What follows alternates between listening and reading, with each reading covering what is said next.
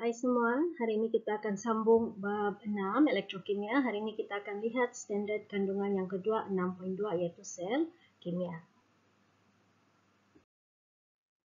Jadi ada satu saja yang akan cikgu terangkan dalam video kali ini iaitu perubahan kimia dalam sel kimia ringkas. Okey, jadi sebelum itu kita imbas kembali dahulu apa yang sudah cikgu terangkan dalam video sebelum inilah. Okey, jadi sebelum ini kita sudah belajar tentang sel elektrokimia, di mana sel elektrokimia ini terdapat dua jenis. Yang pertama adalah sel elektrolitik. Okey, jadi dalam sel elektrolitik berlaku proses elektrolisis, yang mana arus elektrik daripada bateri, arus elektrik sumbernya adalah bateri, akan menghasilkan satu tindak balas kimia antara elektrod dengan elektrolit. So ada tindak balas kimia yang berlaku di sini, di mana perubahan tenaga adalah daripada tenaga elektrik kepada tenaga kimia. Okey, so ini kita sudah cover dalam video yang lepas. So untuk video kali ini kita akan lihat tentang sel kimia pula. Jadi apakah itu sel kimia? Jadi sel kimia ini dia merupakan satu susunan radas yang ini, di mana dia terdiri daripada dua logam yang berlainan. Okay, kita ada logam A dan juga logam B. So kedua-dua logam ini kita akan celup ke suatu elektrolit. Okay, dan di sini kita boleh nampak kita akan sambung melalui litar luar dengan wayar penyambung. Kita ada wayar penyambung di sini. Okey, dan kalau kita lihat hampir sama kan, kita ada elektrod, ada elektrolit semua. Tetapi kalau kita perhatikan lebih lanjut, di sini tidak ada bateri. Dalam sel kimia tiada bateri. Okey, so kalau dalam rajas di sini, yang ini cikgu tunjukkan simbol untuk mentol. Ada masa mentol ini kita akan gantikan dengan galvanometer ataupun voltmeter. Tujuannya adalah sama, iaitu untuk mengesan penghasilan arus. Okey, dan logam ini mesti berbeza kalau sel kimia. Kalau sel elektrolitik, elektrod ini boleh kita boleh menggunakan logam yang sama, tidak masalah. Okey, tetapi dalam sel kimia dia cuma akan berfungsi dengan syarat kedua-dua logam ini adalah berbeza. Okey, jadi sama juga kita akan celupkan dalam elektrolit. Kamu masih ingatkan maksud elektrolit? Okey, suatu bahan yang boleh mengkonduksi elektrik dalam keadaan leburan ataupun dalam keadaan larutan atau aqueous. Tapi sel kimia biasanya kita menggunakan larutan.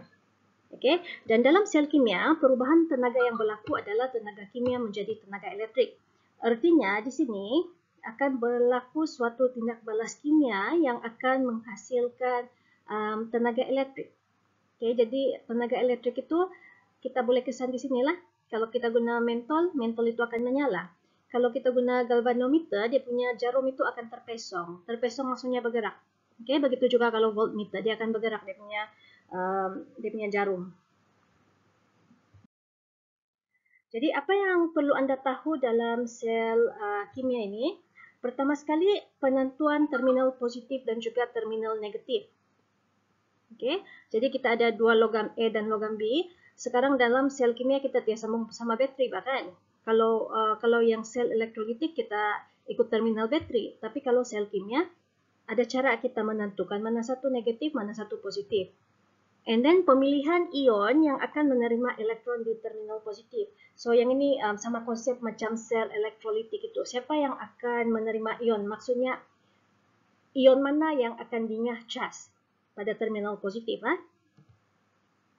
dan perubahan yang berlaku pada terminal positif dan juga terminal negatif. So dua logam berbeza tadi. Jadi kita lihat yang pertama, penentuan terminal positif dan terminal negatif. Okey, jadi kita mengikut siri elektrokimia. Yang ini ada dalam buku teks kamu juga ini, siri elektrokimia, muka surat 193. Kita akan ikut ini. Okey, yang mana logam yang lebih elektropositif menjadi terminal negatif, logam yang kurang elektropositif akan menjadi terminal positif. Kerana logam elektropositif mudah menderma elektron. Macam susah dengar kan? Okey, cikgu explain. Apa maksudnya? Jadi ini adalah susunan ion. Okey. di mana semakin meningkat, semakin atas, dia punya keelektropositifan dia tu, susah sebut, sasul je. Okay, dia semakin meningkat. Maksudnya lebih mudah logam itu mendermahkan elektron untuk menjadi positif. Dia macam dia makin atas kan dia makin kaya bah, lagi senang dia mau menderma begitu. Jadi kamu punya logam tadi itu kan, logam A dan logam B, kamu cari kedudukan dia dalam siri elektrokimia ini. Kamu tengok kedudukan dia. Logam yang berada lebih atas, okay, katakan logam A lebih atas di sini. Katakan logam A itu adalah katakan kita gunakan aluminium. Kita ada aluminium dan juga argentum contohnya. Jadi aluminium dan argentum, aluminium berada di atas, argentum di bawah. So yang di atas ini otomatis akan jadi terminal negatif. Itu maksudnya. Yang di atas itu negatif. So argentum berada di bawah, argentum adalah terminal positif. Okey? Okey, jadi sekarang kita lihat contoh penentuan terminal positif dan juga terminal negatif. Okey, jadi di sini kita ada sel kimia, yang mana sel kimia ini kita menggunakan logam magnesium dan juga logam kuprum, kita celupkan di dalam larutan kuprum 2 sulfat. So ini dia punya elektrolit. Jadi macam mana kita mau cari mana satu terminal negatif dan positif. This one supposed to be, ini simbol mentol ini kan, tapi cikgu tulis voltmeter pula. So kalau voltmeter dia V. Okay? Jadi kita akan rujuk kita punya siri elektrokimia. Itu tukar pergi pen dahulu. Jadi kita menggunakan logam kita magnesium dan juga kuprum ini. Kita cari kedudukannya di dalam siri elektrokimia. Magnesium berada di sini dan kuprum ada di sini, lebih bawah.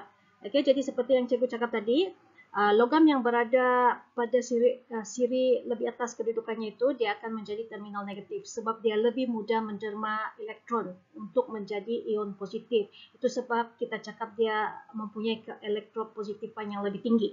Okey, jadi kalau dia di atas, otomatis ini adalah terminal negatif yang lebih atas. Jadi bila ini negatif, ini otomatis positif lah kan. Okey, begitu bah. Senang kan? Jadi magnesium ini dia menjadi terminal negatif kerana magnesium, logam magnesium ini yang lebih elektropositif, dia akan mendermakan elektronnya tu dan berubah menjadi ion magnesium. So apa berlaku dengan elektron tersebut? Elektron tersebut akan mengalir di sepanjang wayar penyambung ini. Okay, dia bergerak. That's why kalau kita letakkan voltmeter di sini, jarum voltmeter akan terpesong. Terpesong itu maksudnya bergerak. Ataupun kalau kita taruh itu mentol sini, mentol akan menyala. Okey. Dan sekarang elektron akan bergerak ke logam yang satu lagi. Dalam sel ini kuprum lah. Jadi sampai di kuprum, apa elektron itu akan buat. Okey. So this one next. Iaitu pemilihan ion yang menerima elektron di terminal positif. Okay, elektron tadi sudah sampai di terminal positif, iaitu logam kuprum. Jadi yang ini pun sama juga, kita akan rujuk siri elektrokimia, tetapi yang ini sama macam sel elektrolitik, kita akan cari ion pada kedudukan yang paling rendah. Itu yang akan terima elektron untuk dinyah cas. Maksudnya apabila dia menerima elektron, okay, dia akan menjadi tidak bercas sebab balance sudah dia punya elektron dengan proton. Maksudnya, ion yang akan terima elektron ini merupakan ion-ion yang bercas positif ini. Okay, so kita lihat contoh yang tadi. Okay. Jadi kita sudah tahu ini adalah terminal positif sebab dia dia berada pada kedudukan yang lebih atas kan tadi. Jadi ini terminal positif. Cikgu ulang balik ya. Jadi magnesium ini akan mendermakan elektronnya dan elektron itu akan bergerak di sepanjang wayar penyambung ini sampailah ke terminal positif, iaitu kuprum. So sampai di terminal positif, apa yang berlaku dengan elektron ini? Elektron ini akan diterima oleh ion-ion yang terpilih. Okey? Ion-ion yang terpilih. So sebelum kita lihat apa ion-ion yang terpilih, kita lihat dahulu apa ion yang terdapat dalam elektrolit. Okey. So kita ada larutan kuprum 2 sulfat. Kuprum, ya buruk tulisan cikgu. That's you 2 sulfat ayama negatif.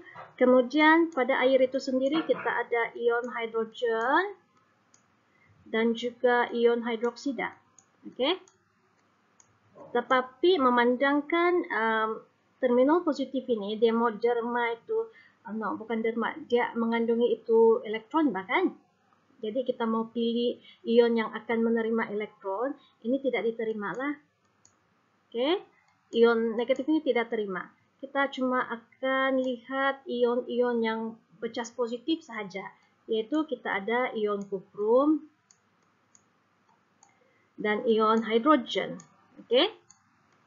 Tapi sekarang kita cuma akan pilih satu sahaja yang akan menerima elektron tersebut. Satu saja yang kena nyacas. Okey, habis satu saja logam yang menerima bas ini kan, jadi satu sajalah juga yang terima. Alright.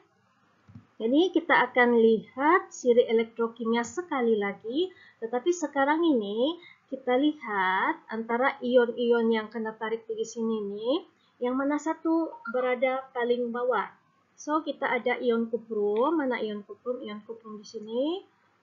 Ion hidrogen, ion hidrogen atas sikit saja, okey. Tapi ion kuprum masih lagi paling bawah, ion kuprum yang akan dipilih. So ion kuprum ini yang akan terima elektron tersebut. Okey, boleh ya? Jadi kita pergi kepada next one. So kita sudah tahu macam mana dapat itu terminal positif, mana penentuan terminal negatif dan positif, and then pemilihan ion yang menerima kan, yang ini kan. Ulang lagi lah, supaya kamu betul-betul paham.